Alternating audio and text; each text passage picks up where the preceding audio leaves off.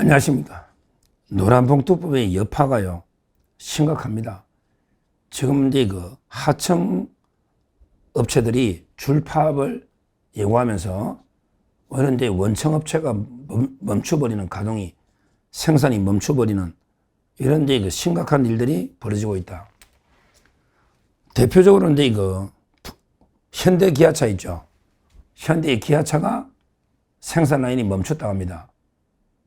뭐 때문에? 현대 기아차의 파업 때문에 멈춘 게 아니고 부품 업체가 이제 파업을 해가지고 부품이 없어가지고 라인이 멈추는 이런 이제 충격적인 일이 벌어진 거죠. 현대자동차의 부품 중에 아마 제일 많이 압도적으로 독보적인 게 현대모비스죠. 현대모비스가 이제 현대차를 지배하고 현대차가 이제 기아차, 또 이게 기아차가 모비스 이런 식으로 순환 출자 구조거든요. 아직 현대자동차 그룹이 순환 출자로 이게 돼 있을 겁니다. 해소를 못 했을 거예요. 아직은. 정의선 회장이. 그러니까 이제 현대모비스가 어떻게 보면 이게 가장 지주사 격입니다. 삼성그룹을 치면 이게 삼성물산이거든요. 삼성물산. 현대모비스가. 이 모비스 지분을 정의선 회장이 어떻게 확보하느냐. 이게 이제 중요한 지배구조 정점에 있는 회사입니다. 근데 이제 모비스가 부품을 직접 만들기도 하고, 그게 직접 다 안 하잖아요.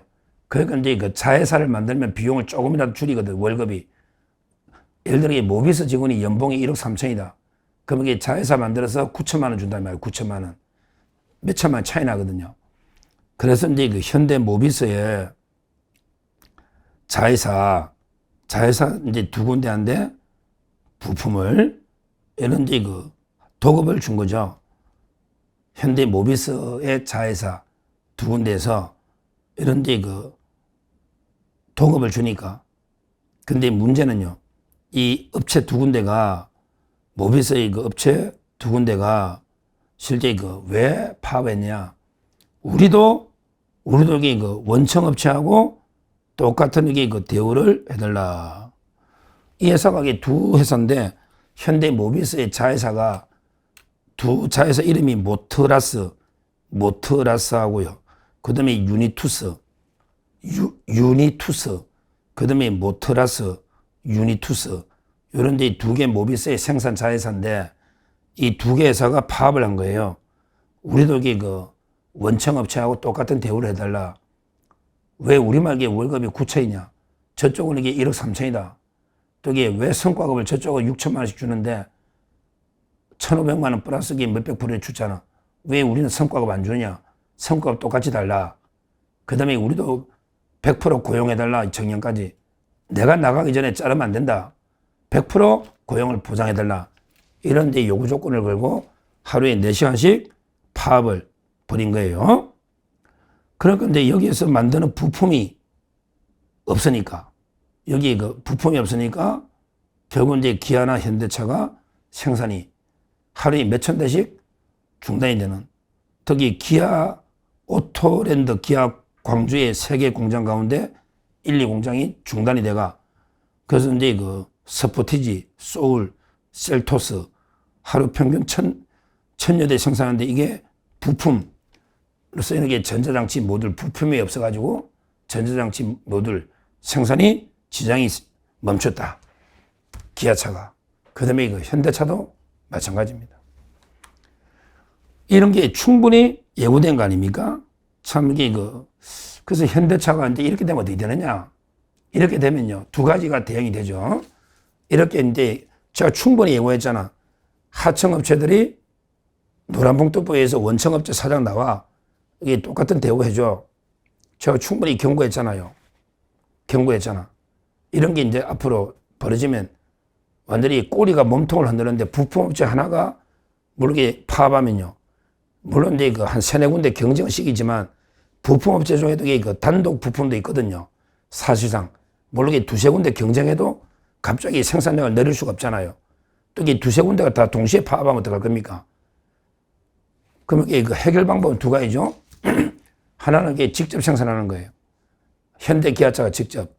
옛날에 그런 적이 있었어요. 옛날에도 그런 일이 있었는데, 어떤 일이냐. 현대 트랜시스 작년에 현대 트랜시스 파업이 장기화되니까 실제 그 현대 기아차가 직접 그 부품을요. 현대 트랜시스가 만드는 부품을 직접 생산하겠다. 그러면 이게 그 하청업체가 망하는 거죠. 하청업체가. 이런 식의 해결 방법이 있고요. 또 하나는 이제 뭐 어때요? 들어주는 수밖에 요구 조건을 들어주는 이게 두 가지밖에 없는 거 아닙니까? 하청업체가 원청업체 상대로 동일한 대우를 해달라 파업한다. 이런 게 요구 조건을 들어주거나 아니면 이게 아예 직접 생산해버리고 끊어버린 거래를. 그러면 이게 어떻게 된다? 잘못하면 이게 까불다가 하청업체들이 문 닫을 수가 있어요. 현대 트랜시스처럼. 하청업체들이 무리하게 원청처럼 달라다가 현대차, 기아차 노조가 또 기종 노조잖아. 아니, 저 쌍놈들이, 우리 하청업체 인간도 아니, 우리보다 저열한 비정규직점이 저열한 하청업체가 똑같은 대우를 원해? 야, 기아, 현대, 우리 직접 생산해. 노조가 이런다니까, 지금요. 이게 노조들이, 기종 노조가요. 같은 노동자들끼리 차별의식이 인도의 뭐 카스트 제도처럼 자기들에게 엄청난 완전히 불안한 계급이다. 나는 게 커세트리아 계급이다. 저 어디 불가촉 천민, 수드라 이런 게 계급으로 보는 거예요. 하청업체를. 그러니까 이제 우리 원청의 노조가 하청 거래하지 마. 우리가 직접 만들자. 이런 게 그러면 회사 문 닫아야 된다. 그러면 이게 하청업체는 쫄딱 망해서 실업자가 되는 이런 게 있을 수 있고요. 그게 아니면 이제 비용이 많이 들죠. 하청업체 요구를 달래가지고 이게 그냥 파업을 풀게 하면 그러면 이게 비용이 엄청 올라가 있죠. 우리나라가 이게 원청, 하청, 재하도급, 하도급, 재하도급 몇 단계 가는 게 이유가 있거든요. 다 이게 비용이 절감되는 경쟁력이거든요. 근데 이제 노란봉투법이 되면 그러면 이게 하청업체 다 들어주면 기업의 비용 부담이 급증할 거고요. 또 이게 안 들어주고 직접 원청이 만들어도 문제인 게 만들면 이게 또 월급이 원청업체에서 직접 만들면 월급이 올라가니까 비용이 늘어나는 거고요. 그 다음에 아예 또 하청업체 문 닫으면 실업자가 대량 발생하고 참 이게 심각한 문제가 이래도 문제. 왜? 이 1차 하도급, 재하도급 이게 하도급에는 이유가 있는 거예요. 모든 제도는 이유가 있는 거예요. 몇십 년 동안. 근데 이걸 갑자기 허무는 게 노란봉투법이다.